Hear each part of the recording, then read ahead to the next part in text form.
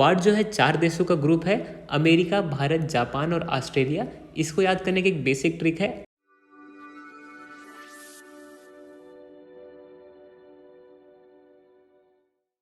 Hello students, CG की study के एक और नए वीडियो में आपका स्वागत करता हूं।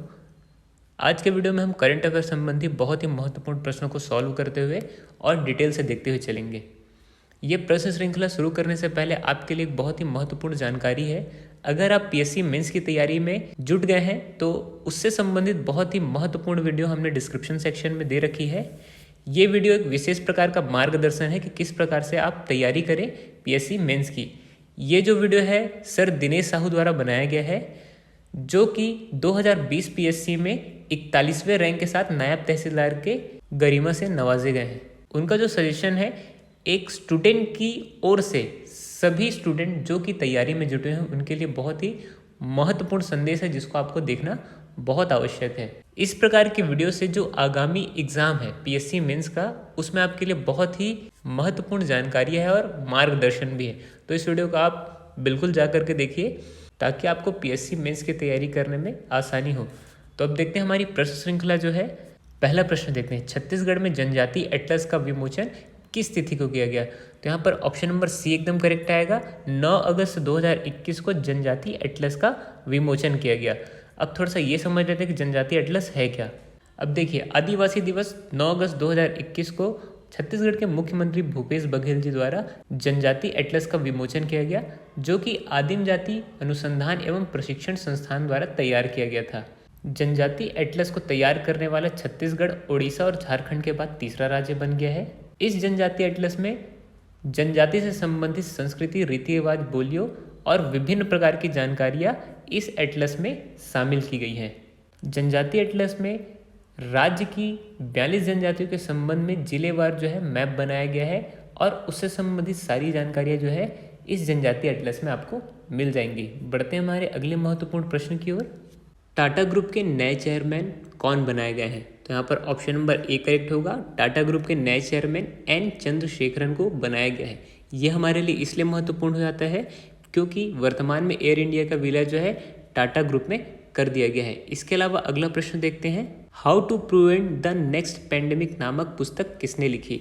तो यहाँ पर ऑप्शन नंबर ए करेक्ट आएगा। बिल गेट द्वारा how to prevent the next pandemic नामक किताब लिखी गई। ये हमारे लिए इसलिए महत्वपूर्ण है क्योंकि व्यापम में इस प्रकार के प्रश्न आते ही हैं। इसके अलावा जो है आपको एक और बुक याद रखना बहुत ज़रूरी है, how to avoid a climate disaster. ये भी बिल गेट द्वारा लिखी गई है। अब बेसिक जानकारी कुछ बिल गेट के बारे में ले लेते हैं और इस किताब के बारे में भी। बिल गेट जो है माइक्रोसॉफ्ट कंपनी के को फाउंडर है।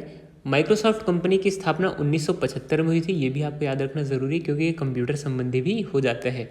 इनकी जो ये पुस्तक है 2 मई 2022 में प्रकाशित होनी है। इस किताब में उन्होंने ये बताया है कि आगामी जो महामारी उसे हम विशेष कदम उठाकर किस प्रकार से रोक सकते हैं।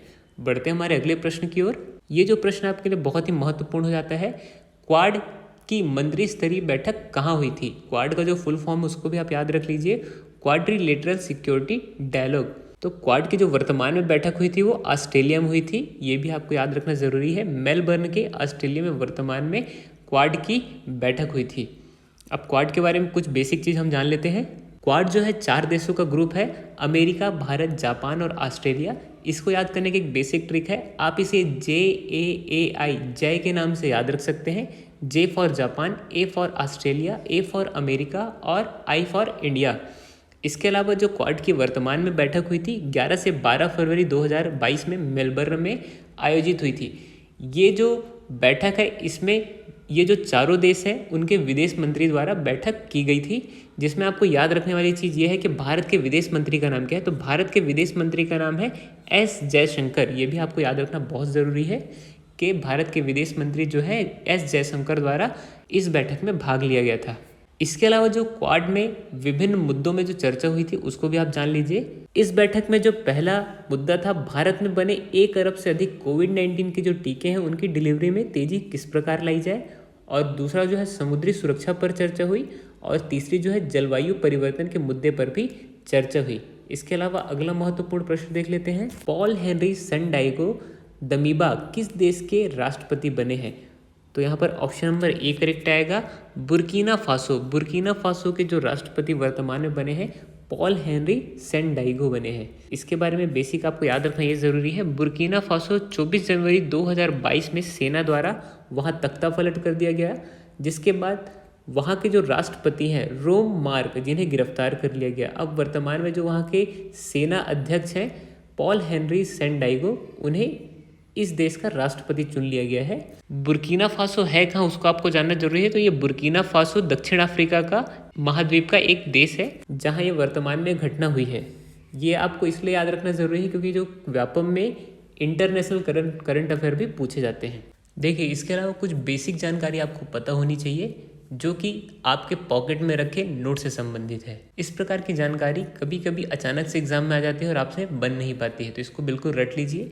देखिए, जो 10 रुपये का नोट है उसके पीछे कोणार्क के सूर्य मंदिर की फोटो होती है। उसके अलावा 20 रुपये का जो नोट है उसमें एलोरा की गुफाएं बनी होती है। इसके अलावा जो 50 रुपये का नोट है उसमें हम्पी के पत्थर से बना रथ होता है। इसके अलावा जो 100 रुपये का नोट है उसमें रानी का वाव बना होता है। देखिए, जो रानी का वाव है ये एक प्रकार का बावड़ी है। इसके अलावा जो 500 का नोट है उसमें लाल किला बना हुआ होता है। अब आप मेरे को कमेंट सेक्शन में बताइए कि 2000 के नोट के पीछे क्या बना होता है। दरअसल 2000 का नोट हम गरीबों के पास नहीं है तो हम उसको बता नहीं सकते हैं कि 2000 के नोट के पीछे किसका चित्र बना होता है। तो प्लीज़ कमेंट सेक्शन में बिल्कुल बताइए कि 2000 के नोट के पीछे किसका चित्र बना होता है। अब देखते हैं हमारा अगला महत्वपूर्ण प्रश्न, भारतीय राष्ट्रीय महिला दिवस कब मनाया गया। ये आपके लिए बहुत ही महत्वपूर्ण हो जाता है, जो कि आपको जानना बहुत ज़रूरी है। यहाँ पर ऑप्शन नंबर ए करेक्ट होगा। 13 फरवरी को भारतीय राष्ट्रीय महिला दिवस मनाया गया। दरअसल जो भारतीय राष्ट्रीय महिला दिवस है वो सरोजिनी नायडू की याद में मनाया जाता है। अब सरोजिनी नायडू से संबंधित कुछ ही महत्वपूर्ण फैक्ट हम देख लेते हैं जो कि एग्जाम से संबंधित है। देखिए, सरोजिनी नायडू से संबंधित कुछ महत्वपूर्ण फैक्ट आपको जानना बहुत ज़रूरी है। सरोजिनी नायडू जी को नाइटिंगेल ऑफ इंडिया के नाम से भी जाना जाता था, ये बिल्कुल याद रखिए। अभी जो वर्तमान में उनकी 143वीं जयंती मनाई गई है। इसके अलावा 1917 में इन्होंने भारतीय महिला संघ की स्थापना की थी। याद रखिए, 1917 में भारतीय महिला संघ की स्थापना की थी जो कि महिलाओं के अधिकार से संबंधित। उसके अलावा 1925 में भारतीय राष्ट्रीय कांग्रेस की अध्यक्षता भी की थी। ये बहुत ही महत्वपूर्ण हो जाता है। 1925 में उन्होंने भारतीय राष्ट्रीय कांग्रेस की अध्यक्षता भी की थी। इसके अलावा सविनय अवज्ञा आंदोलन और भारत छोड़ो जैसे आंदोलन का नेतृत्व भी इन्होंने किया था। 1947 में, याद रखिए 1947 भी बहुत ही महत्वपूर्ण डेट है। 1947 में संयुक्त प्रांत की राज्यपाल बनाई गई थी।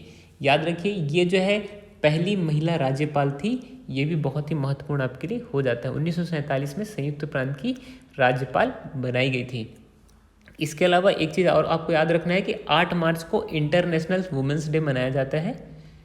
बढ़ते हैं हमारे अगले महत्वपूर्ण टॉपिक के ऊपर। इल्कार आईसी किस एयरलाइंस कंपनी के एमडी और सीईओ बनाए गए हैं। तो याद रखिए ऑप्शन नंबर ए यहाँ पर करेक्ट आएगा। इल्कार आईसी जो है एयर इंडिया के एमडी और सीईओ बनाए गए हैं। इल्कार आईसी के बारे में कुछ बेसिक चीज़ हम देख लेते हैं। इल्कार आईसी जो है तुर्की देश से संबंध रखते हैं। वो 1 अप्रैल 2022 को अपनी जिम्मेदारी संभालेंगे। इल्कार आईसी जो है टर्किश एयरलाइंस के पूर्व अध्यक्ष रह चुके हैं। वर्तमान में आप याद रखिए जो एयर इंडिया है वो टाटा ग्रुप की हो गई है। नटराजन चंद्रशेखरन जो है वर्तमान में टाटा ग्रुप के चेयरमैन है। इसके अलावा कुछ महत्वपूर्ण जानकारी है जो आपको याद रखना बहुत ज़रूरी है। कृषि उत्पाद से संबंधित जो भारत के विभिन्न राज्य हैं जो अग्रणीय हैं उसको आप बिल्कुल याद रखिए। इससे संबंधित जो प्रश्न एग्जाम में आते ही हैं, जैसे कि चावल के उत्पाद में पश्चिम बंगाल अग्रणीय है, गेहूं के उत्पाद में उत्तर प्रदेश अग्रणीय है, मक्का के उत्पाद में कर्नाटक, दलहन के उत्पाद में मध्य प्रदेश अग्रणीय है, मूंगफली के उत्पाद में गुजरात और इसी क्रम में गन्ने के उत्पाद में उत्तर प्रदेश, जूट के उत्पाद में पश्चिम बंगाल, तंबाकू के उत्पाद में आंध्र प्रदेश और कॉफ़ी के उत्पाद में कर्नाटक। ये जो है आपको याद रखना इसलिए ज़रूरी है क्योंकि एग्जाम में कभी कभी ये प्रश्न पूछ दिए जाते हैं। इसी क्रम में अगला प्रश्न देखते हैं। तृतीय लिंग समुदाय के लिए पॉलिसी बनाने वाला पहला राज्य कौन सा है। तो याद रखिए ऑप्शन नंबर सी यहाँ पर करेक्ट होगा। तृतीय लिंग कहने का मतलब थर्ड जेंडर, जो स्त्री एवं पुरुष के अलावा जो थर्ड जेंडर होता है उसके लिए जो पॉलिसी बनाने वाला प्रथम राज्य छत्तीसगढ़ बन गया है। इसी क्रम में अगला प्रश्न देखते हैं। हाल ही में किस नगर पालिका का नाम महात्मा गांधी सदन किया गया है। तो रायपुर महानगर पालिका का नाम बदल के महात्मा गांधी सदन किया गया है। देखिए जितने भी प्रश्न थे करंट अफेयर से संबंधित थे। इसके अलावा बहुत से करंट अफेयर के वीडियो हमारे चैनल में अवेलेबल है जो कि आगामी एग्जाम के लिए बहुत ही महत्वपूर्ण है, आप उसे भी जा करके देख सकते हैं। उसके अलावा बहुत से टेस्ट सीरीज़ हमारे चैनल पे चलाए जा रहे हैं जो कि जीएस और कंप्यूटर से संबंधित है। व्यापम द्वारा लगभग आधे से अधिक सिलेबस उसमें कवर कर लिया गया, आप उसको भी जा करके टेस्ट सीरीज़ के नाम पर लगा सकते हैं। और मैंने जो डिस्क्रिप्शन में लिंक दिया आप उसको भी जाके देख सकते हैं। इसके अलावा अगर आप हमारे चैनल में पहली बार आए हैं तो मेक श्योर कि आप हमारे वीडियो को लाइक कर दीजिए और हमारे चैनल को सब्सक्राइब कर लीजिए। मिलते हैं अगली वीडियो में, तब तक के लिए पीस आउट, स्टे सेफ।